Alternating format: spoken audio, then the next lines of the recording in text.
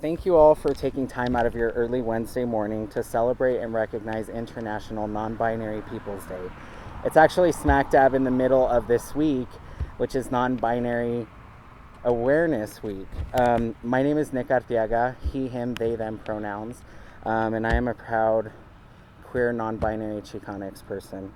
And although non-binary folks have been around since always and were revered in many cultures prior to pre-colonization, this day was more recently commemorated back in 2012. This was around the same time that I myself came out as transgender, and interestingly, it was only a couple of years ago that I realized that I was actually more non-binary and genderqueer, and not just transgender. And I use that word as an umbrella term for anybody who identifies outside of the sex or gender assigned at birth.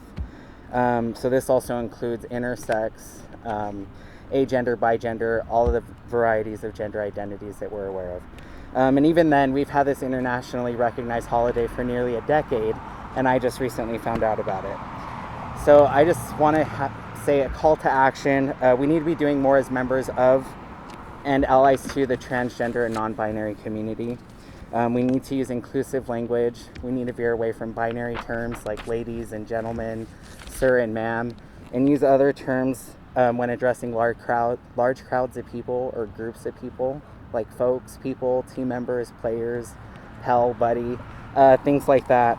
And together we can destigmatize the use of non-binary pronouns and language that we still see happening today. And it's okay to ask people what their pronouns are if they haven't shared. Or if you're like me, you probably just forgot. And that's okay too, because we all make mistakes. And the fact that our queer vocabulary and our ever-growing LGBTQ plus community still is seeking language and terms and words to articulate their feelings, really shows us that we still have a lot more work to do.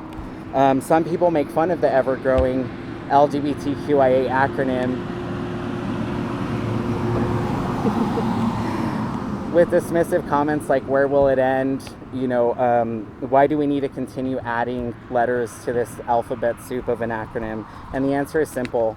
We will continue to add terminology and acronyms to our ever-growing representation of our community until everyone has a way to articulate how they feel and how they want to represent themselves to the world. We need to recognize our privilege for those who are still struggling to find the words to express themselves in the way that they feel and express their gender identity to the world. Not everybody is able to do that. And lastly, I just wanted to say queerness has existed in all places, especially with gender and sexuality, for a really long time, but it's still illegal and punishable by death in many parts of the world. Even in this country, only 18 states have legally recognized the use of the X gender marker. So we're slowly making waves. But I just want folks to know that they are valid, and I see you and you matter, and invite folks to come down to our event here at the Utah Pride Center later today from 6 to 9 p.m. to celebrate non-binary identities. We'll have crafts, painting, food, fun. So please come on down, and thank you for your time. I will turn it over now to Heather. Take it away.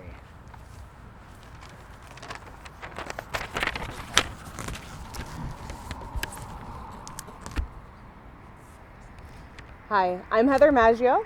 I am a gender fluid member of our community. And I just wanted to say there's nothing inherently wrong with being man or woman. But when we look at the world with a binary lens, we start to create stereotypes and unfair gender roles. Assertive women are seen as angry, compassionate men are seen as weak. And as these societal expectations build up out of control, anyone who doesn't fit into those boxes gets hurt. These binary gender expectations have been harming LGBTQIA+ folks for most of history.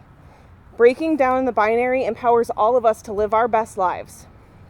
Without the constraints of binary gender expectations, we are free to live as we see fit. It took me a long time to understand how gender fits into my life. I didn't have the language for a very long time. And it was a while longer before I embraced my identity, because being off the binary is worthy of scorn for a lot of people. It's a joke. It's a failure of being human being. even within the LGBTQIA community. But more and more people are understanding and putting words to the ways they live with gender. And this poem is for them. My gender is neither solid nor permanent. My gender ebbs and flows like the tides of the ocean. My gender is not man. It is soft as silk, delicate as a flower. It is gentle and emotional. My gender is not woman. It is tough as nails, volatile and dominant. It is strong and angry. Sometimes my gender is everything. It is a whisper of passion and the tingle of love in the pit of your stomach. Sometimes my gender is nothing. It is the space between stars, the dissipation of a cloud. My gender spills like tears from my eyes when I realize that I will not be what society tells me I must be. My gender streams like the blood from cuts when I am reduced to my body and stereotypes, over and over by the people that I thought were friends and family. It is realizing that the binary cannot contain me.